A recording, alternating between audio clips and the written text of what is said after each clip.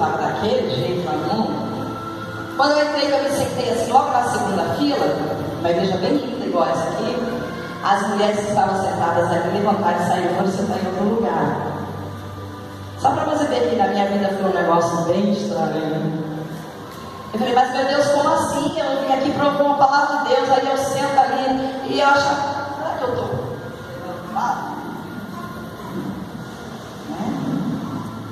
Mas era uma cidade muito pequena e as pessoas conheciam umas às outras, e eu já era mãe solteira de 3 filhos e isso ali não era legal. Então elas me disciplinaram. Eu falei, nunca mais eu vou voltar nessa igreja. E eu já estava tentando querer me batizar, querer ser uma pessoa diferente, querer mudar. Mas infelizmente aconteceu isso comigo e eu fiquei anos penando lá no mundo, sem encontrar uma igreja, sem encontrar um povo de Deus, sem encontrar ninguém. Aleluia. Mas graças a Deus Jesus mudou o quadro da minha vida. Eu fui morar num lugar bem distante, para pular as partezinhas para você entender.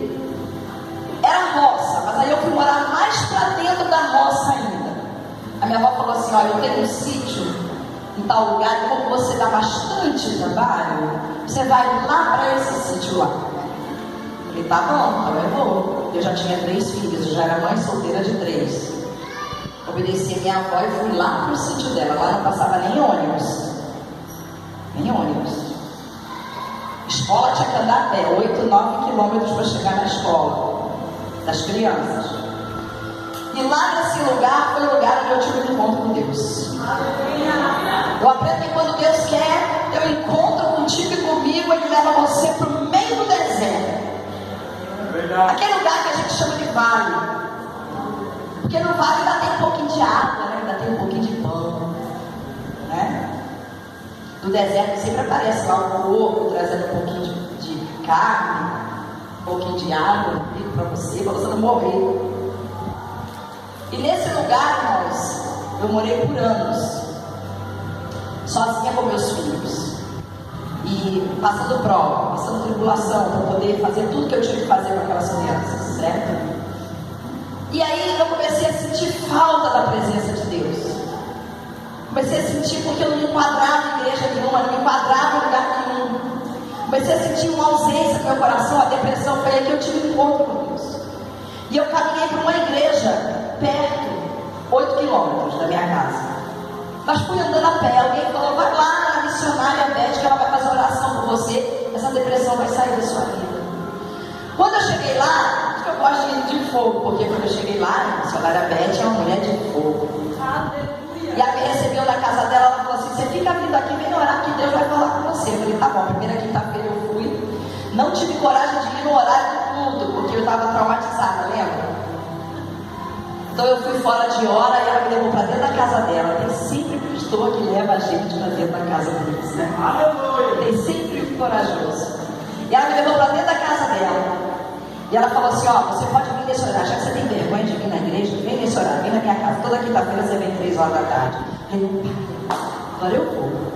Ela deixou ir, você olha pra minha cara e eu vou. Isso é coisa da cabeça da gente, quando a gente está na depressão, quando a gente está lá no fundo do poço, a gente pensa que ninguém ama a gente, que ninguém quer a gente, a gente pensa que o irmão do lado está olhando a gente torto, o negócio é estreito. Satanás está falando na cabeça da gente, então a gente fica no estreito. E Deus está querendo arrancar a gente, mas ali consegue, é uma luta, uma guerra. E um dia, no meio dessas orações de quinta-feira, Deus tomou aquela mulher e ela disse assim, olha, eu vi uma estátua se quebrando e o seu nome caía de dentro daquela estátua. E Deus manda te dizer que daqui a 5 meses, faltou pouco ela falar a hora, minuto e os segundos. Quem queria que Deus revela desse jeito? Daqui a 5 meses você vai conhecer o seu esposo e ele é varão de guerra. Essa irmã eu quebrava. Falei, tudo bem que eu estou sozinha há muito tempo, eu não quero ninguém. Mas ela está achando que eu vou ser freira? Ela está achando que eu não vou arrumar ninguém para minha vida? Não é bem assim, né? Eu comecei a dar uma afastadinha dela.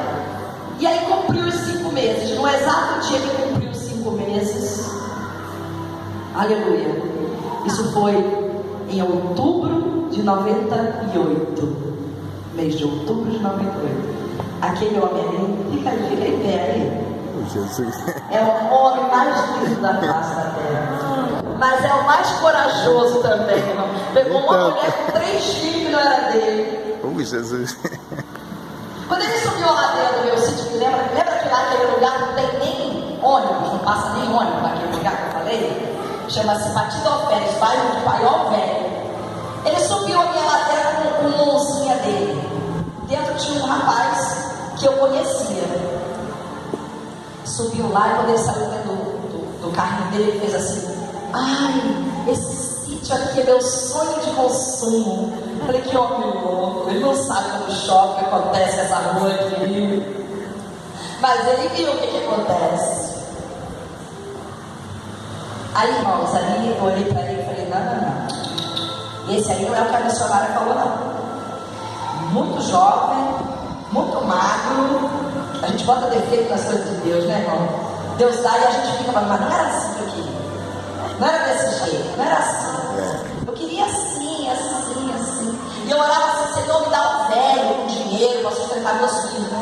E eu tô cansada de passar fome. Eu falava assim para Deus. É, irmão, o negócio é sério. Hoje eu tô rindo, mas o negócio é muito sério. Eu deixo você rir também, fica à vontade. Aí eu olhei para ele e falei: não é esse não. Não é. Aí ele foi lá em casa com o amigo dele e foi embora. Eu, glória a Deus, foi embora. Não é mesmo. Mas veio na minha mente assim: quem veio na mente assim, uma coisa assim que você acha que sabe que é, mas não sabe, mas é algo que vem da parte de Deus? Quem já teve aqui?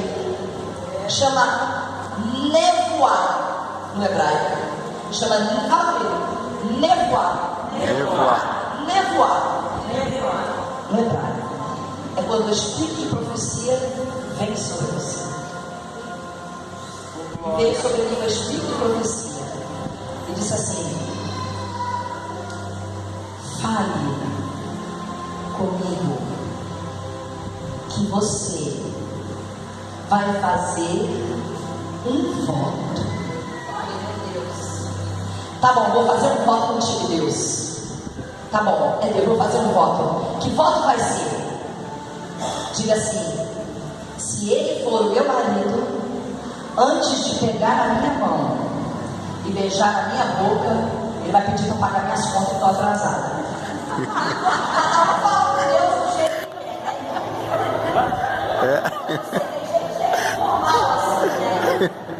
Tem gente que é meio formal, né? Botar um sonzinho, né? Ajoelhar na beira da cama, aí adora, fala. Eu não, eu já vou logo na lata, assim, na lata de Deus, assim, bem justo, bem claro, assim, bem grossa, bem carioca, assim. Aí tá. Aí eu falei: tá bom, mas isso no pensamento, tá? Isso no pensamento. Eu não conferi palavras. Então tá, Deus. Se ele chegar aqui na semana que vem, que ele falou que vai voltar, e ele oferecer para pagar minhas contas que estão atrasadas, sem pegar na minha mão, sem beijar na minha boca, é ele.